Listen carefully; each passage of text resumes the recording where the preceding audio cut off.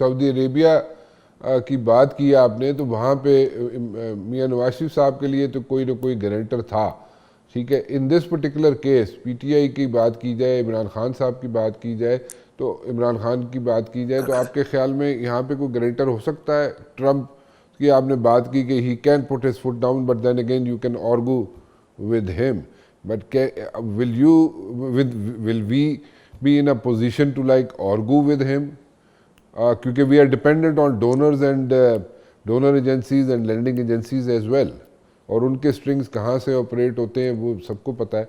सो हम क्या कर सकेंगे प्रेशर, वो अगर आता है? अभी तक तो एज सच कोई प्रेशर नहीं है। नहीं, मेरा नहीं ख्याल कि इस किस्म का कोई प्रेशर आएगा। ये जो हमारे बैरून मुल्क पाकिस्तानी हैं जिनका पॉलिटिकली वहाँ इन्फ्लुएंस होता है, वो ये सेनेटर्स को, कांग्रेसमैन को डोनेशंस देते हैं। उन डोनेशंस के बाद मेरे सामने ये बहुत दफ़ा हुआ है कि वो आप कोई उनसे बयान दिलवा दें, मतलब आप लिख के दे दें, वो उसको ट्विटर पर डाल देगा, तो ये कोई बड़ी बात नहीं है। लेकिन पाकिस्तान के स्टेक्स आर टू हाई। देखें ना, Pakistan as a country the stakes are too high. Pakistan की जियो पोलिटिकल सिचुएशन, पाकिस्तान की इस्टेब्लिशमेंट के मौजूदा सूरत हाल में जो जो जो यहाँ गिरद नवा में सिक्योरिटी के हालात हैं, उसमें जो हमारी पोजीशन है, उसमें कोई ये नहीं करेगा कि आकर आपको कुछ डिक्टेट करे। हाँ, आपसे बातचीत हो सकती है, आपसे गुफ्तगू हो सकती है, आपको आपकी बात सुनी जा सकती है, तो ये नहीं होगा जो ये समझ रहे हैं। इसलिए जितना जल्दी ये समझ जाएंगे उतनी जल्दी अपना मसला हल कर लेंगे। रीजन में थोड़ा सा मैं इंटरनेशनल पॉलिटिक्स की तरफ आऊँगा। एक क्वेश्चन आपको मैं I just want to toss it to you. Region में एक यहाँ पे जो इस वक्त हेजमनी कायम करने की कोशिश की जा रही है, और वो है इंडिया को इक्विप करना, मिलिटरीली इक्विप करना, और उसके अलावा जिस तरीके से भी इंडिया को पैम्पर किया जा सकता है, इंडिया को फाइनेंशियली हेल्प आउट किया जा सकता है, या इंडिया को जिस तरीके से भी equal to the level of like China लाया जा सकता है, कोशिश की जा रही है। और अभी रिसेंटली अमेरिका में विजिट जो है मूडी का, वो भी उसमें से 10 चीज़ें आपके सामने आ गई हैं। मैं उसकी डिटेल में नहीं जाता, people have read it and they have been talking about it, but then again region में असर्ट करने के लिए इंडिया पे फोकस किया जा रहा है।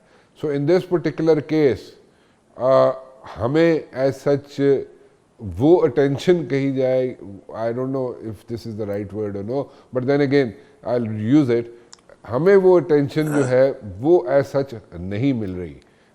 उसको वो मिलेगी या नहीं मिलेगी, या we should like get over with this thing? देखिए, एक बात तो मैं चले वैसे ही कर देता हूँ कि पाकिस्तान को कि अल्लाह ताला ने एक ऐसी जगह पे बनाया है कि जहाँ इसकी ज़रूरत कहीं ना कहीं पड़ जाती है, चाहे वो अफगान वॉर में पड़ी या उसके बाद 9/11 के बाद पड़ी, या फिर आइंदा पड़ेगी। हाँ, मैं लोकेशन के भी अलावा और हालात जो गिरद नवा के हैं। अच्छा। लेकिन इससे ज़्यादा मैं समझता हूँ कि हमारा on the diplomatic level and we have to be more proactive, क्योंकि अब जो हालात डेवलप होने के लिए जा रहे हैं ना, ये इज़राइल और गाज़ा के मामलात सेटल होते हैं कि नहीं होते हैं, फिर इज़राइल उसके बाद ईरान पे कोई हमला करने की कोशिश करता है, तो इसमें ये पूरा ख़ित्ता जो है ना, ख़ास तौर पे छोटे ममालिक जो हैं GCC के, including Saudi Arabia and UAE and Bahrain and Kuwait and other countries, ये बड़े वनरेबल हैं सारे। तो इसमें हमें एक रीजनल एक कोऑपरेशन की ज़रूरत है, एक जिसके ज़रिए हम ये असर्ट कर सकें अपने आप को। ये नहीं कि हम प्रोएक्टिव ना हो और हम फॉलो करते रहें अगलों को, अगले देखें जी अब इसको मारना है, अब इसको मारना है, अब इसको मारना है, क्योंकि हर मुल्क का अपना अपना एक वेट है। वी अंडरस्टैंड जी, सारे मुल्क, हर मुल्क जो है, आप कह रहे हैं रीजनल हार्मनी होनी चाहिए, रीजन के जो ममालिक हैं उनको आपस में they should have like a cordial relations, but then again do you see that happening in the days to come? देखिए, ये जब कोई ना कोई, खुदा ना करे, मैं कहता हूँ कि अगर कहीं कोई इस किस्म का इवेंट आ गया जिसमें कि कोई रिटेलिएशन में कोई ऐसा हुआ कि कोई छोटे जगहें जो हैं वो टारगेट हो गई, तो मैंने कहा वह बहुत सी मुश्किलात का सामना करना पड़ेगा। तो पाकिस्तान को अमेरिका से भी ताल्लुकात ख़राब नहीं करने चाहिए, और हमें अपने आप को